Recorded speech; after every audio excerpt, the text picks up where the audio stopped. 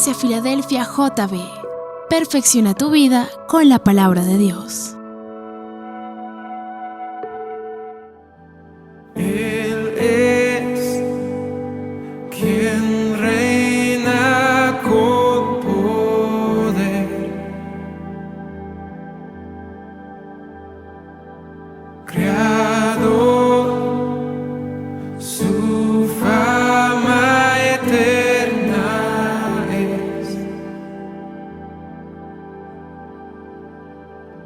Su voz, un eco sin final, todos proclamarán,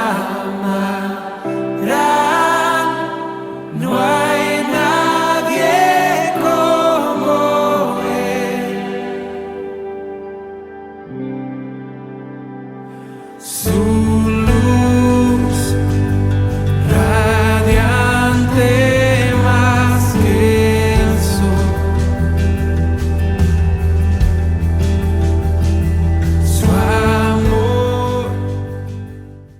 Leemos las Santas Escrituras, Evangelio según San Juan, capítulo 12, versículos 27 al 36. Dice el Señor Jesús: ahora está turbada mi alma. ¿Y qué diré? Padre, sálvame de esta hora. Mas para esto he llegado a esta hora. Padre, glorifica tu nombre. Entonces vino una voz del cielo: lo he glorificado y lo glorificaré otra vez. Y la multitud que estaba allí y había oído la voz decía que había sido un trueno. Otros decían: un ángel le ha hablado. Respondió Jesús y dijo: no ha venido esta voz por causa mía, sino por causa de vosotros. Ahora es el juicio de este mundo. Ahora el príncipe de este mundo será echado fuera. Y yo, si fuere levantado de la tierra, a todos atraeré a mí mismo. Y decía esto dando a entender de qué muerte iba a morir. Le respondió la gente: nosotros hemos oído de la ley que el Cristo permanece para siempre. ¿Cómo pues dices tú que es necesario que el Hijo del Hombre sea levantado? ¿Quién es este Hijo del Hombre? Entonces Jesús les dijo: aún por un poco está la luz entre vosotros. Andad entre tanto que tenéis la luz, para que no os sorprenda las tinieblas. Porque el que anda en tinieblas no sabe a dónde va. Entre tanto que tenéis luz, creed en la luz, para que seáis hijos de luz. Amén. Cerremos los ojos. Vamos a disponer el Espíritu para que el Señor nos enseñe la palabra. Amado Dios Todopoderoso, hoy en el nombre de tu Santo Hijo colocamos en tus manos esta Escritura. Oro para que tu Espíritu Santo sea hablándonos a nuestras mentes y corazones. Que esta palabra nos ayude a entender un poco más el propósito de la venida de Cristo a este mundo. Muéstranos, Señor, la gran angustia que Jesús sintió antes de su muerte. Y ayúdanos a sentir esa misma angustia cuando no caminamos con Cristo. Te lo pedimos en el nombre de Jesús. Amén y amén. Santos hermanos, el tema que hoy quiero compartirles a ustedes lo he titulado El propósito de su venida. Ahí lo tienen ustedes en la pantalla. Este tema lo saqué de la misma palabra. El Señor dice que estaba muy angustiado. La hora de su muerte estaba a punto de llegar. Pero Él no le estaba pidiendo al Padre que lo salvara. Él quería era glorificar a su Padre por medio de su muerte.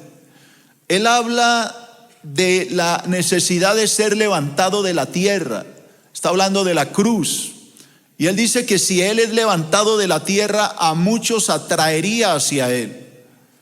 Así que yo veo que Jesús en su omnisciencia sabía perfectamente a qué venía este mundo. Sabía que venía a morir en la cruz. La cruz no fue un accidente. Tampoco fue el peor fracaso de Dios, como dice el Papa Francisco. La cruz fue el plan maestro de la mente de Dios para la salvación de toda la humanidad. Y hoy vamos a hablar de ese plan maestro, cómo el Señor murió en la cruz con el único propósito de darnos la vida y de dárnosla en abundancia. Fue cuando Cristo subió a la cruz que atrajo a millones de personas para heredar el cielo. Y entre esos millones y millones de personas que Él ha atraído para ir al cielo, estamos nosotros, los hijos de Dios, que estamos listos para ir a su encuentro.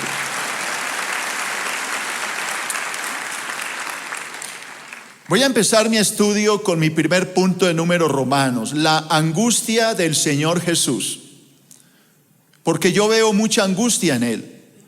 Primero, el Señor Jesús se sumergió en una profunda tristeza al pensar en la hora de su muerte.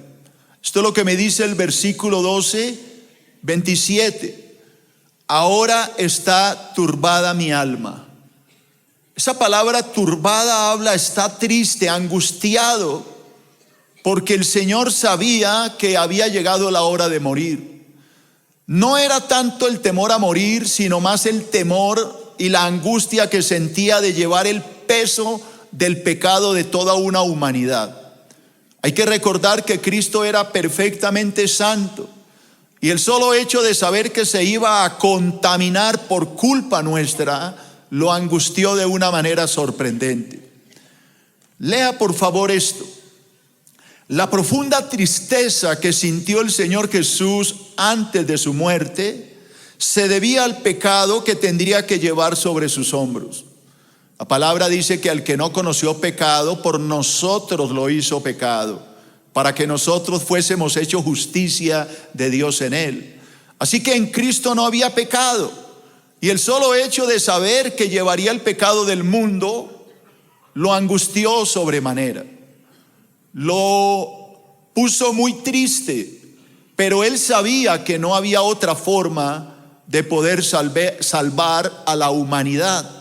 Si leemos, por ejemplo, Mateo capítulo 26, versículos 37 y 38, vemos a Jesús orando en Getsemaní, y escuche las palabras del Señor. Y tomando a Pedro y a los dos hijos de Zebedeo, comenzó a entristecerse y a angustiarse en gran manera.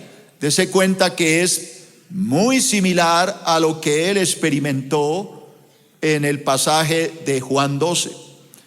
Tomando a Pedro y a los hijos de Zebedeo, comenzó a entristecerse y a angustiarse en gran manera. Entonces Jesús les dijo: mi alma está muy triste hasta la muerte.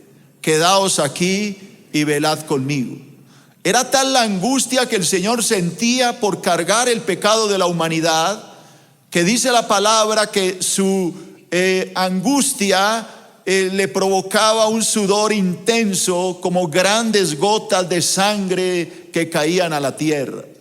Ojalá nosotros sintiéramos esa misma angustia cuando vamos a pecar, porque así nos alejaríamos del pecado. Pero lamentablemente no es así. Como que estamos más ávidos por querer pecar que por querer alejarnos del pecado. Así que yo los animo, hermano, a que apliquemos ese versículo que estoy enseñando, o parte del versículo. Ahora está turbada mi alma. Que nosotros sintamos esa carga cuando estamos en pecado o cuando somos tentados, para no dejar caer en tentación, para que no cedamos a la tentación del enemigo. Segundo punto, el Señor Jesús no pidió la ayuda de su Padre, pues sabía perfectamente a qué venía. Jesús había podido pedirle al Padre que enviara ángeles, que no lo dejara morir, pero Él no lo hizo. Esto es lo que enseña la parte B del versículo 12. ¿Y qué diré? Dice Jesús, Padre, sálvame de esta hora, mas para eso he llegado a esta hora. ¿Qué es lo que está diciendo aquí Jesús? Está turbada mi alma, estoy angustiado, estoy muy triste, voy a llevar el pecado del mundo. ¿Pero acaso esto va a impedir que cumpla la tarea? ¿Le diré al Padre que me guarde de la muerte, que no me deje ir a la cruz? No, porque para eso he venido. He venido a dar mi vida para salvación de este mundo. He venido a dar mi vida porque tengo poder para poner mi vida y tengo poder para poder volverla a tomar. He venido a morir por mis ovejas. Jesús sabía perfectamente la razón por la cual había nacido en Belén Efrata, allá en Judea, en ese pesebre. Es un error monumental el que comete Francisco, el Papa Romano, al decir que la cruz es el peor fracaso de Dios. La cruz no es un fracaso de Dios, es lo contrario, es el poder de Dios para salvación a todo aquel que cree. Alguien que diga amén. El Señor sabía, lea conmigo, que tendría que cargar el pecado de toda la humanidad sobre sus hombros. Dile a tu hermano, el Señor sabía que tendría que llevar el pecado de la humanidad sobre sus hombros y luego recibir el castigo por nuestras transgresiones. Por esta razón fue a la muerte como un cordero mudo. Eso es lo que me dice la palabra en Isaías 53, versículo 7. ¿Qué dice? Angustiado y afligido. ¿Qué hizo? No abrió su boca. Pero quiero enfatizar lo mismo que he enseñado en Mateo y en Juan. ¿Él estaba qué? Perdón. No oigo nada. ¿Estaba qué? Angustiado, muy triste, afligido. Estaba cargado de angustia. Pero dice, a pesar de esto, no abrió su boca. Como un cordero fue llevado al matadero, a la cruz. Como una oveja delante de sus trasquiladores, enmudeció y no abrió su boca. Por eso Jesús dice, ¿acaso le voy a pedir ayuda al Padre para que no me deje morir? No, Señor, para eso yo he venido, a dar mi vida por la salvación del mundo. ¿Alguien está entendiendo? Amén. Dile a tu hermano, Jesús sabía que venía a este mundo. Claro que Él lo sabía. La muerte de Cristo no fue un accidente, fue un plan divinamente trazado desde la eternidad. Tercero, en lugar de pedir ayuda a su Padre, buscó glorificar su nombre. Jesús no pidió ayuda, todo lo contrario, dijo, Padre, he venido a glorificar tu nombre. Eso es lo que dice aquí en Juan 12, 28. Padre, glorifica tu nombre. Entonces vino una voz del cielo, lo he glorificado y lo glorificaré otra vez. Mira, hermano, qué hermosa enseñanza para nosotros. A veces nosotros pedimos, Señor, no nos dejes pasar por una prueba, Señor, no nos envíe pruebas. Pero Jesús no oró de esa manera. Jesús fue, Señor, en medio de la prueba, permite que yo te glorifique. Eso es muy diferente. A veces nosotros protestamos cuando estamos en prueba, pero las pruebas son necesarias. Hace poco, Nanito me regaló un libro muy bonito, lo estoy leyendo, acerca del sufrimiento que el cristiano padece. Y el escritor acierta al decir que las pruebas y el sufrimiento es algo que Dios permite. A veces pensamos que el sufrimiento se debe a que estamos pecando. No necesariamente, hermano. No necesariamente el sufrimiento es causa del pecado. A veces simplemente Dios lo quiere pasar a uno para recibir gloria a través de esa prueba. Así que cuando venga una prueba, no proteste.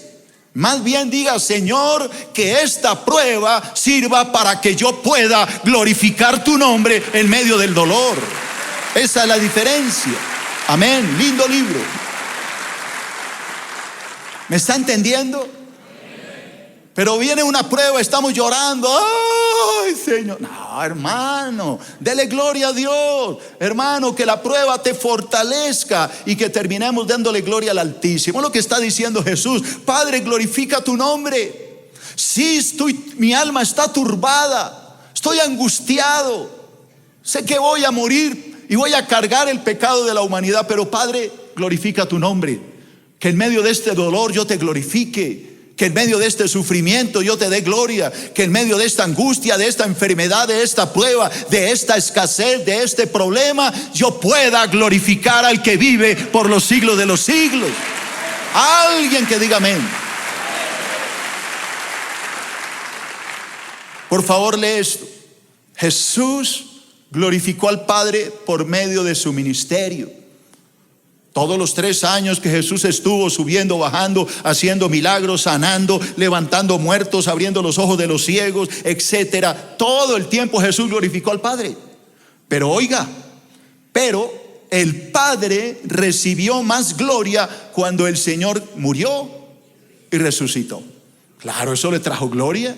¿Por qué? Porque mire nada menos cuántos miles hay aquí dando gloria al Altísimo. Amén. Ahora aquí somos un puñadito, pero en el mundo somos millones que le damos gloria a Dios. Pero ¿cómo fue posible eso? Diga, a través de la muerte, diga, a través de la muerte y resurrección de Jesús. ¿Alguien me está entendiendo? Ok, entonces, segundo punto en Números Romanos, la incredulidad de los judíos. La incredulidad de los judíos. Yo veo una incredulidad increíble. Oiga, oyeron una voz de Dios y dijeron que era un trueno, un relámpago. Es un corazón duro de estos judíos, Dios mío. Primero, la multitud trató de encontrar una respuesta racional a la voz que venía del cielo. Toda esa multitud que estaba allí, cuando oyó ese trueno, porque Jesús dijo, Padre, glorifica a tu Hijo. Él dijo, lo he glorificado y lo glorificaré otra vez. Pero fue la voz de Dios, era una potente voz.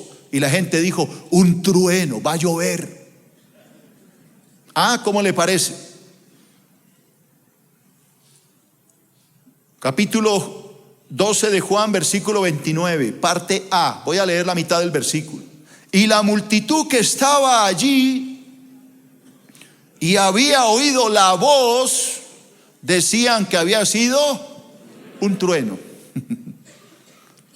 Lea esto y va a entender lo que quiero decir. Hay quienes siempre tratarán de encontrar una explicación racional cuando observan una manifestación espiritual. No sé si entiende lo que quiero decir, ¿no? Hay quienes siempre le encuentran una razón natural. No, eso es... Es como cuando la gente, estoy orando ahorita, como le dije, martes y viernes, y me está escribiendo gente que a través de la oración se están sanando. Gente que tenía tumores, me contaron de un niño que tenía un tumor en el pulmón, una bola que se le tocaba, me decía era palpable, y de un momento a otro pues escribieron, oramos a través del servicio que hacemos los martes y viernes a través de la internet. Y el niño amaneció sin nada. Se lo llevaron para el médico otra vez, le volvieron a dar exámenes y resulta que desapareció ese tumor. Se fue. Entonces, hay gente que le encuentra razón. No, eso es que la radiografía anterior, de pronto pasó un mosco por ahí. Y eso es lo que se ve. Y ahora entonces ya no hay mosco, cualquier cosa. No sé, se inventan cualquier vaina para dar explicación, por no poder decir, el Señor sanó al niño. Dios puede hacer milagros increíbles.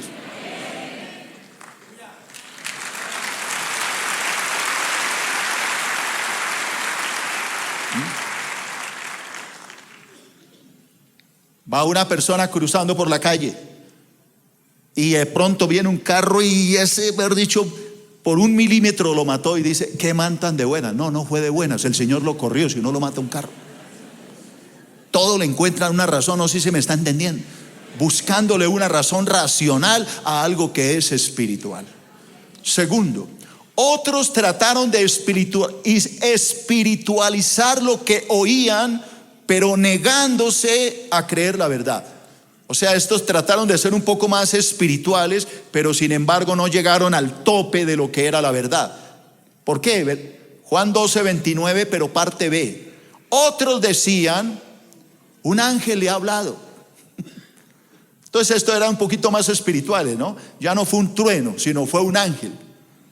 Pero tampoco era la verdad, no era un ángel, era la voz de Dios. Por favor, lea esto. La voz de Dios solo podrá ser oída por aquellos que tienen en su corazón al Espíritu Santo. Punto. Usted no va a darle una razón espiritual verdadera si no tiene ¿a quién? Al Espíritu Santo. Siempre va a actuar con la mente. Es que esto fue por esto. Es cualquier disculpa. Pero nunca va a llegar al verdadero razonamiento de lo que es Dios. Es como los científicos, ¿no? Es que el mundo existe por el Big Bang, la gran explosión. ¿Qué es el Big Bang? No una partícula tan pesada como el universo, pero tan pequeña, aún más pequeña que el átomo. Todo el universo estaba en esa partícula y explotó y se hizo todo. Todo quedó hecho, el universo, a través de esa partícula. Y entonces la pregunta es, ¿y de dónde salió la partícula? Y ahí volvemos al asunto. Y empiezan a buscarle sentido. No, pues ¿cómo le explico? No, hermano, sencillamente hay un creador que le dio origen a todo cuanto existe. Llámele Big Bang, llámele lo que sea, pero hay un diseñador en el universo. ¿Alguien me está entendiendo? Tercero, Dios dejó oír su potente voz como una señal a la multitud incrédula. La gran mayoría de los que estaban oyendo eran judíos, pero como son tan incrédulos, Dios les envió la voz. Mire lo que dice aquí el versículo 30 de Juan 12 que estoy enseñando. Respondió Jesús y dijo, mucha atención, no ha venido esta voz por causa mía, sino por causa de vosotros. Jesús no dijo, esta voz que ustedes oyen no vino para que yo la oyera, sino para que ustedes creyeran en lo que estoy hablando. Lea conmigo. El pueblo judío siempre pidió señales a Dios, pues su endurecido corazón quería ver antes que creer. Los pueblos judíos siempre le pidió señales a Jesús. Por eso vino la voz como una señal para ver si creían, pero ni con eso creyeron. Mire lo que dice la palabra. Primera de Corintios capítulo 1 versículo 22. Porque los judíos piden, ¿qué piden los judíos? Señales, siempre pidieron señales. Los griegos buscan sabiduría. Pero me interesa la primera parte. ¿Qué piden los judíos? Señales. Ahora compare esto con Mateo 12:38. Entonces respondieron algunos de los escribas y de los fariseos diciendo, Maestro, deseamos ver de ti señal. ¿Quién está pidiendo la señal? Los escribas y los fariseos. ¿De dónde eran? Judíos. Los judíos siempre le pidieron al Señor señales. Cuando el Señor convierte el agua en vino, en Juan capítulo 2, dice la palabra que este milagro sucedió como una señal. Oiga, el Señor les envió señales. No sé si recuerdan cuando le dicen, Señor, queremos ver de ti señal. ¿Sí? Y el Señor dice, no les daré señales a ustedes, sino la señal de Jonás.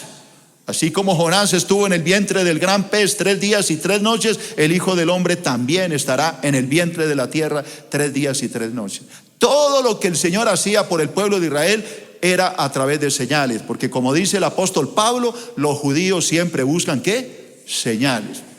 Por esa razón, cuando venga el anticristo, lo van a acoger, porque la palabra dice que viene con cantidad de milagros engañosos, y por eso le van a creer, porque ellos quieren ver ¿qué? Señales.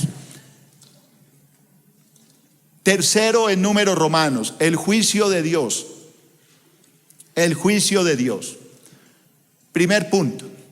El mundo fue enjuiciado por asesinar al Hijo del Hombre. Esto fue lo que Jesús dijo. Inmediatamente después, Juan 12:31, parte A. Ahora es el juicio de este mundo. Repita conmigo, ahora es el juicio de este mundo. ¿Por qué Cristo dijo esto?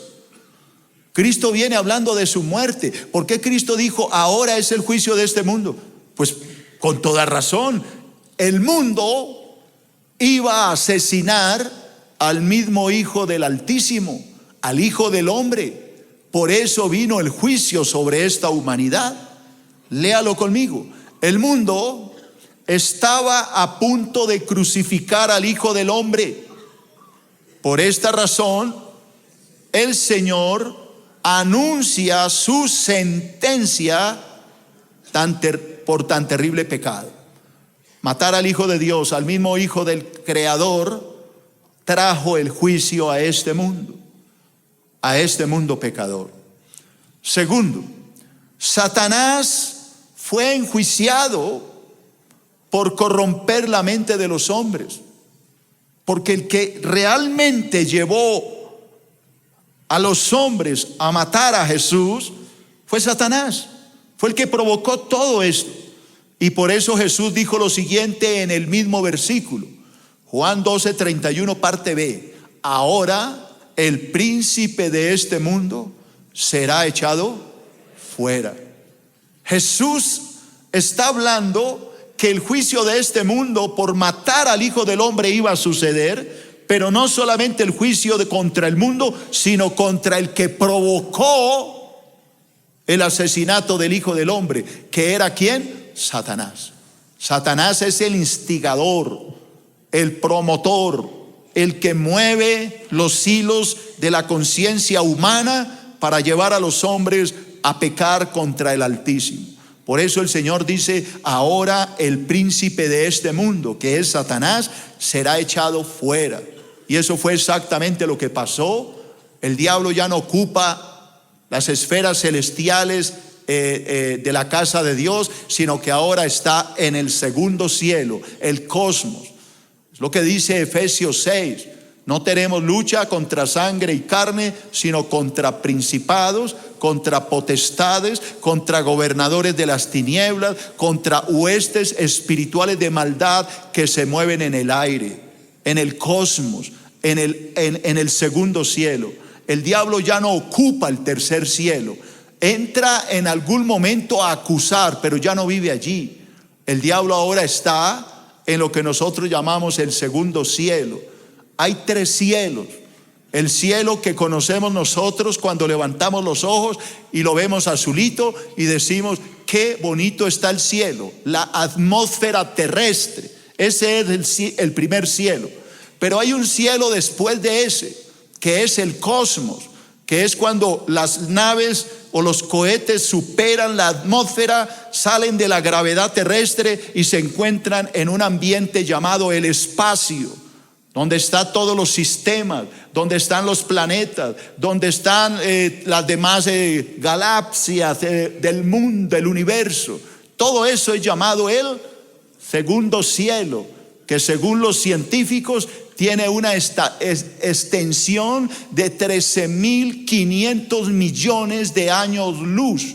Es decir, lo que demora una partícula de luz de salir de la Tierra hasta el último rincón del universo, 13.500 millones de años se demora ese fotón de luz en llegar al final del universo que nosotros conocemos como el segundo cielo.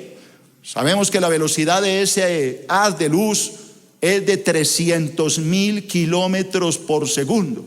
Así que si se demora a esa velocidad tan impresionante, 13.500 millones de años para recorrer el segundo cielo, calcule cuán grande es el universo. Un poquito más allá, como media cuadra, empieza el tercer cielo.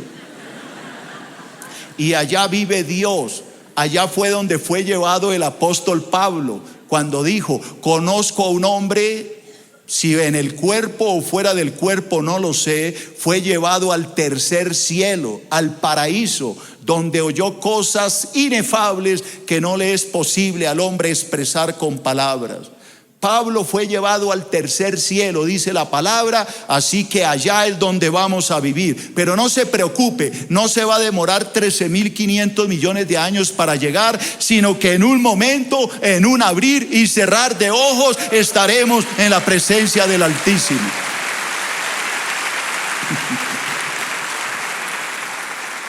Y porque algunos dirán: no, y de aquí a que lleguemos. Así que está equivocado los grandes científicos que dicen que la partícula más veloz del universo es la luz, que viaja a 300.000 kilómetros por segundo. No, señor. La velocidad más grande la tenemos los cristianos, que en un instante vamos a ir al tercer cielo. Amén. El problema es demostrarlo científicamente, pero nosotros no necesitamos la ciencia para demostrarlo. Con nuestra fe basta y creemos que así está escrito y así se hará. Alabado sea el nombre de Jesús.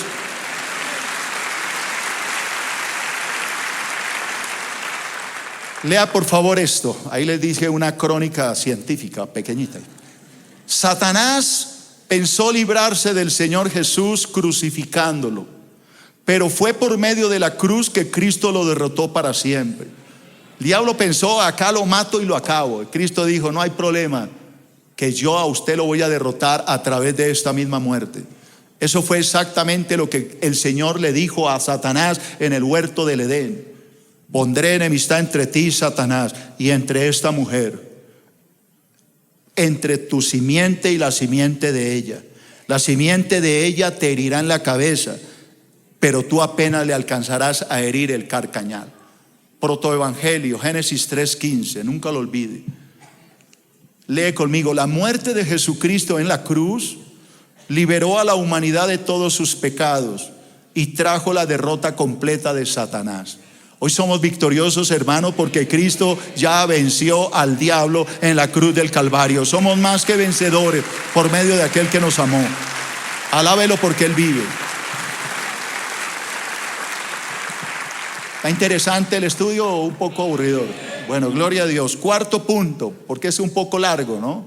Cuarto, por eso he ido como un poco rápido para darle todo mi estudio. El triunfo de la cruz.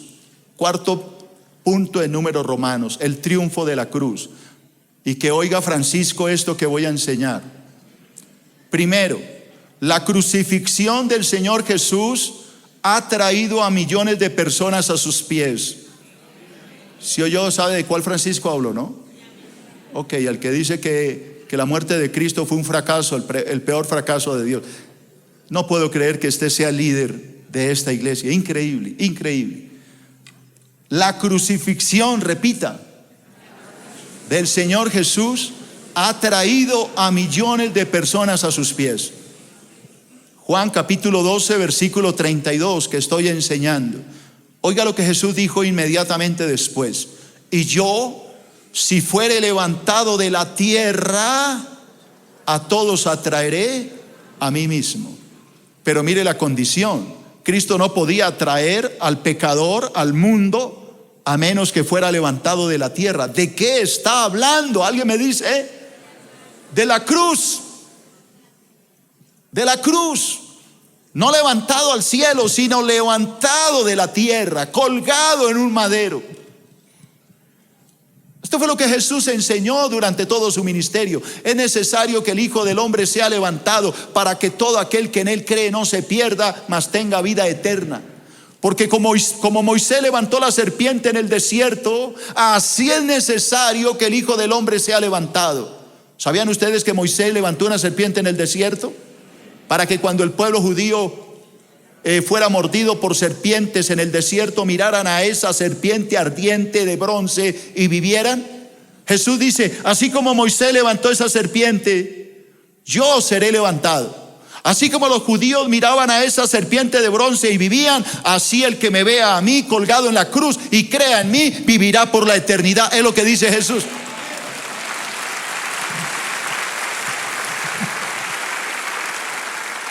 Alguien dirá, ¿y por qué Dios no puso un corderito? ¿Por qué una serpiente? Porque Cristo se hizo maldición en la cruz, no corderito. Subió como un cordero, pero para cargar el pecado de la humanidad tuvo que hacerse maldición por nosotros. Por eso el símbolo es de una serpiente. ¿Han visto en los médicos en su bata una asta con una serpiente? Los médicos alópatas. ¿Lo han visto o no lo han visto? Esa imagen representa sanidad. Eso es lo que significa sanidad. Cuando el pueblo judío estaba enfermo y miraba a la serpiente, vivía. Ahora nosotros estábamos enfermos de pecado, pero miramos a esa cruz y vivimos y somos salvos de esa maldición para siempre. Alabado sea el nombre de Jesús.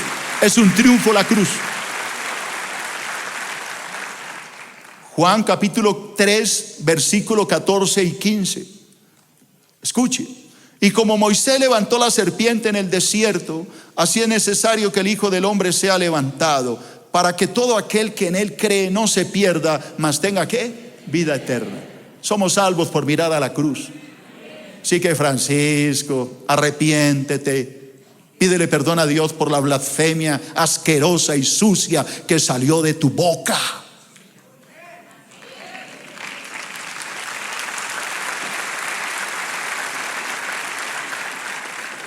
Pero nadie dijo nada, ¿no? ¿Oyeron alguna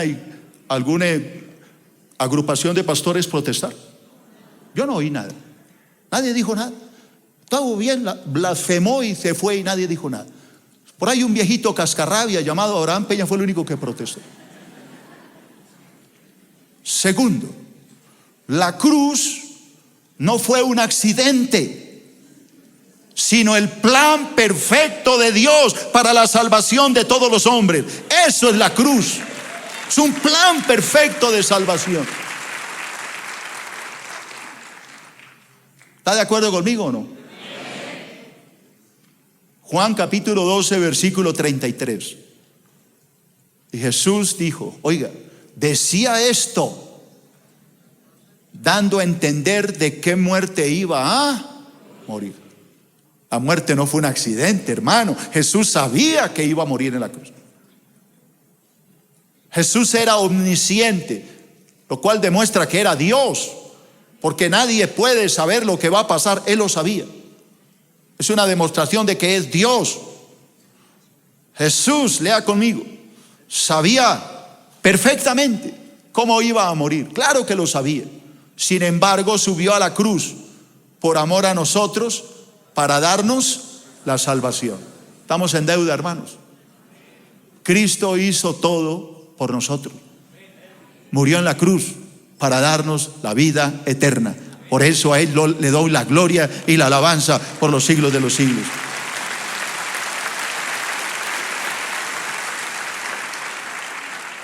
Quinto punto, la ignorancia de los hombres.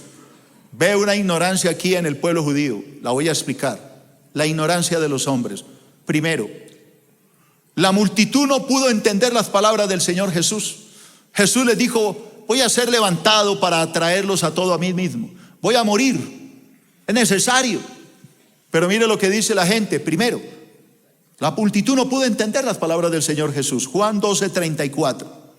Le respondió la gente, nosotros hemos oído de la ley que el Cristo permanece para siempre. ¿Cómo pues dices tú que es necesario que el Hijo del Hombre sea levantado? ¿Quién es ese Hijo del Hombre? Oiga, la gente sabía que Él era el Mesías, que Él era el Hijo de Dios, que Él era el Cristo. Por eso le preguntan, a ver, los profetas dijeron que el Cristo permanece para siempre. ¿Cómo es posible que tú digas que vas a ser levantado? Es decir, que ellos lo reconocían como el Mesías, pero no entendían por qué Cristo decía que iba a ser levantado. ¿Quién es ese Hijo del Hombre? Lea por favor esto. Los profetas del Antiguo Testamento predijeron el reino eterno del Mesías, pero también anunciaron su muerte. Ese es el gran problema del pueblo judío. Ellos dicen, pero los profetas dicen que el Mesías va a durar para siempre, va a permanecer para siempre, que su reino es eterno. Pero tú dices que vas a ser levantado. ¿Cómo así? entonces tú no eres el Mesías. El grave problema que ha existido siempre, no solo en el Antiguo Testamento, sino en el Nuevo Testamento, y es que la gente coge un pasaje de la Biblia, pero no lo analiza a la luz de toda la Biblia. ¿Alguien me está entendiendo? Es lo que llamamos en teología un texto sin su contexto es un pretexto. Entonces ellos dicen, pero es que los profetas dijeron que el Mesías permanece para siempre. Pero es que también los profetas dijeron que el Mesías iba a morir. ¿Por qué están usando solo los versículos que hablan del Mesías como Rey eterno? ¿Por qué no buscan los versículos que hablan del Cristo sufriente? Ese es el problema por el cual Cristo fue rechazado, porque a los judíos no les gustaba la palabra de un Cristo sufriente. Ellos querían un Cristo victorioso, un Napoleón Bonaparte, un Alejandro Magno, un Simón Bolívar, pero no querían a un mártir. Entonces, ¿qué hicieron? Borraron todos los pasajes que hablan del Cristo sufriente y se quedaron con el Cristo reinante. Pero para que el Cristo fuera reinante, primero tenía que ser sufriente. Así que tenemos que usar toda la Biblia para poder sacar una doctrina verdadera y no manipular la palabra usando un solo versículo. ¿Alguien me entendió lo que digo? Voy a leerle ambas caras de la moneda. El Mesías triunfante, pero también le voy a hablar del Mesías sufriente. Voy a ir al Antiguo Testamento. Mucha atención. Isaías 9:7. Isaías 9:7. Lo dilatado de su imperio. Está hablando del imperio del Mesías. Y la paz no tendrá límite. Sobre el trono de David y sobre su reino, disponiéndolo y confirmándolo en juicio y en justicia desde ahora y para siempre. ¿Qué es lo que está diciendo Isaías? Que el Mesías va a ser rey sobre el trono de David eternamente, para siempre. El celo de Jehová de los ejércitos hará esto. Otro ejemplo, Salmo capítulo 110, versículo 4. Juró Jehová y no se arrepentirá. Tú eres sacerdote para siempre, según el orden de Melquisedec. Esta era la promesa de Dios al Mesías. Vas a ser sacerdote por la eternidad. Daniel capítulo 7, versículo 14. Y le fue dado al Mesías dominio, gloria y reino, para que todos los pueblos, a naciones y lenguas le sirvieran. Su dominio es un dominio eterno, que nunca pasará, y un reino que no será ¿qué? Destruido jamás. Miqueas capítulo 4 versículo 7. Todo esto del Antiguo Testamento.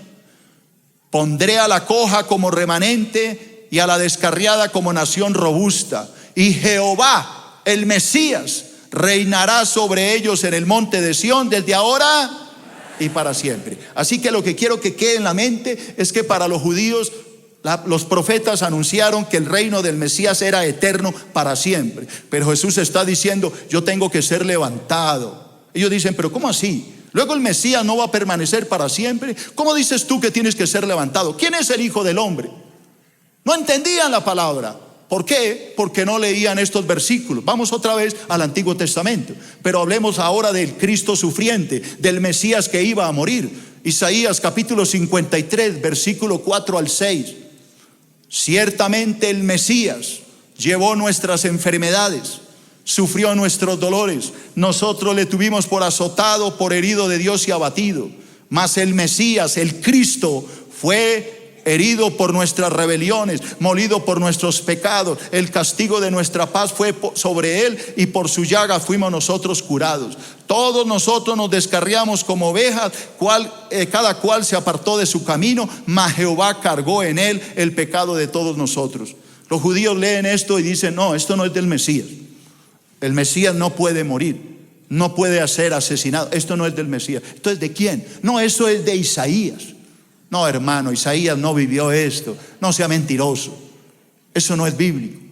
Manipulan la palabra, la tuercen para que digan lo que ellos quieren. Zacarías capítulo 12, otro profeta, versículo 10. Zacarías 12:10. Dice Zacarías, derramaré sobre la casa de David, sobre los moradores de Jerusalén, espíritu de gracia y oración, y mirarán a mí, al Mesías, al Cristo, a quien traspasaron, y llorará como se llora por el hijo unigénito, afligiéndose con él, por él, como quien se aflige por el primogénito.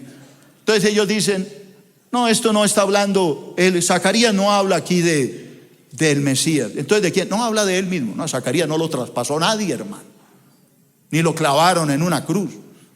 Otro ejemplo, Salmo 22. Voy a leer varios versículos del capítulo 22 del Salmo. Versículo 1. Dios mío, ¿por qué me has desamparado? ¿Por qué estás tan lejos de mi salvación y de las palabras de mi clamor? ¿Quién pronunció estas palabras? Dios mío, ¿por qué me has desamparado? Jesús en la cruz. Versículo 6 del mismo capítulo, Salmo 22. Mas yo soy gusano y no hombre, oprobio de los hombres y despreciado del pueblo. Versículo 7. Todos los que me ven me escarnecen, estiran la boca y menean la cabeza diciendo, se encomendó a Jehová, líbrele él, sálvele, puesto que en él se complacía. ¿A quién le hicieron eso? A Cristo. La gente se burlaba. Versículo 12. Me han rodeado muchos toros, fuertes toros de Basán me han cercado, abrieron sobre mí su boca como león rapaz y rugiente. Versículo 13. Abrieron sobre mí su boca como león rapaz y rugiente. He sido derramado como aguas, todos mis huesos se descoyuntaron, mi corazón fue como cera derritiéndose en medio de mis entrañas. Como un tiesto se secó mi vigor y mi lengua se pegó a mi paladar. Me han puesto en el polvo de la muerte, porque perros me han rodeado, me han cercado cuadrilla de malignos. Horadaron mis manos y mis pies, contar puedo todos mis huesos. Entre tanto ellos me miran y me observan. Repartieron entre sí mis vestidos y sobre mis ropas echaron suertes. ¿Quién escribió ese salmo? David. ¿A David le hicieron todo esto? No. Entonces, ¿de quién está hablando David? Del Mesías que iba a venir. El pueblo judío no entiende la palabra, solo sacan los versículos que hablan del Cristo reinante, pero no miran al Cristo sufriente. El Mesías venía primero a morir por el pecado del mundo, para luego reinar como Rey de Reyes y Señor de Señores sobre un pueblo redimido, un pueblo salvado.